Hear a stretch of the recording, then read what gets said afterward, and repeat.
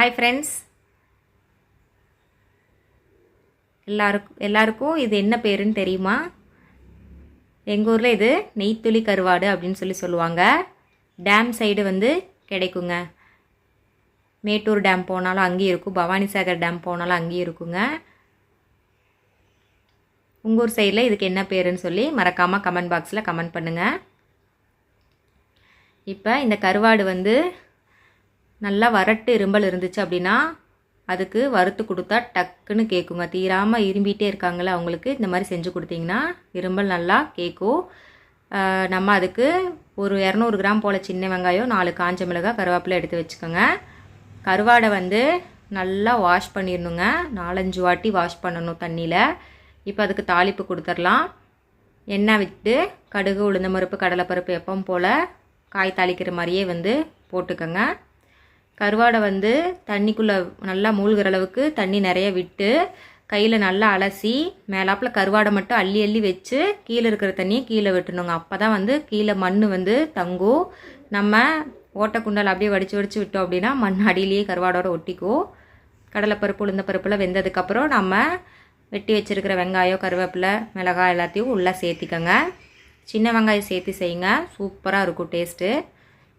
ஏன் அலாசாமல் விட்டுட்டீங்க அப்படின்னா நம்மளுக்கு சாப்பிடும்போது வாயில் மண் தட்டுப்பட்டுக்கிட்டே இருக்குங்க.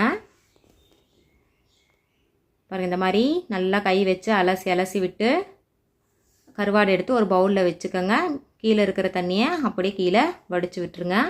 வெங்காயம் நல்லா வதங்கிருச்சு. வதங்கினதுக்கப்புறம் நம்ம க்ளீன் பண்ணி வச்சுருக்கிற கருவாடை உள்ளே சேர்த்திக்கலாம்.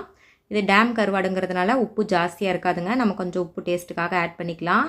இதே கடல் கருவாடாக இருந்துச்சுன்னா உப்பு கொஞ்சம் கூட சேர்த்தாம தான் செய்யணும், ரொம்ப உப்பு இருக்கும் அதில். இந்த மாதிரி எண்ணெயிலேயே கருவாடை நல்லா வதக்கிக்கோங்க.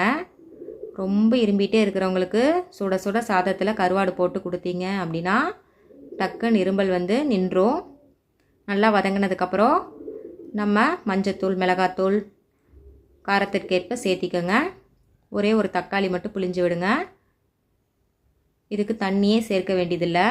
நம்ம அலசினதுனால கருவாடு குட்டி குட்டியாக தான் இருக்குது, அதுலேயே ஊறி இருக்கும். அதுக்கப்புறம் இந்த தக்காளி ஜூஸு, இது ரெண்டுமே போதுமானது. இந்த தண்ணியிலே கருவாடு நல்லா வெந்துடும் நம்மளுக்கு. கொஞ்சமாக தக்காளி புளிஞ்சு விட்டதுக்கப்புறம் உப்பு ஆட் பண்ணிக்கோங்க. ஆட் பண்ணிவிட்டு சிம்லேயே வச்சு ஒரு 15 மினிட்ஸ் போல் குக் பண்ணுங்கள். சீக்கிரமாக குக் ஆகிடும். இந்த மாதிரி லைட்டாக உப்பு போட்டுக்கோங்க. கடைசியாக இறக்கும்போது தேங்காய் துருவல் போட்டு இறக்கி சர்வ் பண்ணுங்கள். மதிய லஞ்சுக்கு வேணுனாலும் ஒரு ரசம் சிம்பிளாக வச்சுட்டு இந்த கருவாடை சைட் டிஷ்ஷாக வச்சு சாப்பிட்டோம் அப்படின்னா சூப்பர் டேஸ்ட்டாக இருக்கும். நீங்களும் இதே மாதிரி வீட்டில் ட்ரை பண்ணி பாருங்கள். எப்படி வந்துச்சுன்னு சொல்லி மறக்காமல் கமெண்ட் பாக்ஸில் கமெண்ட் பண்ணுங்கள்.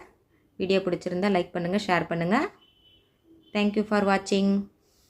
சுட சுட இருக்கும்போதே மேலே கொஞ்சம் பெப்பர் போட்டு சாப்பிட்டீங்க அப்படின்னா சும்மாவே சாப்பிட்றதுக்கு நல்லாயிருக்கும்.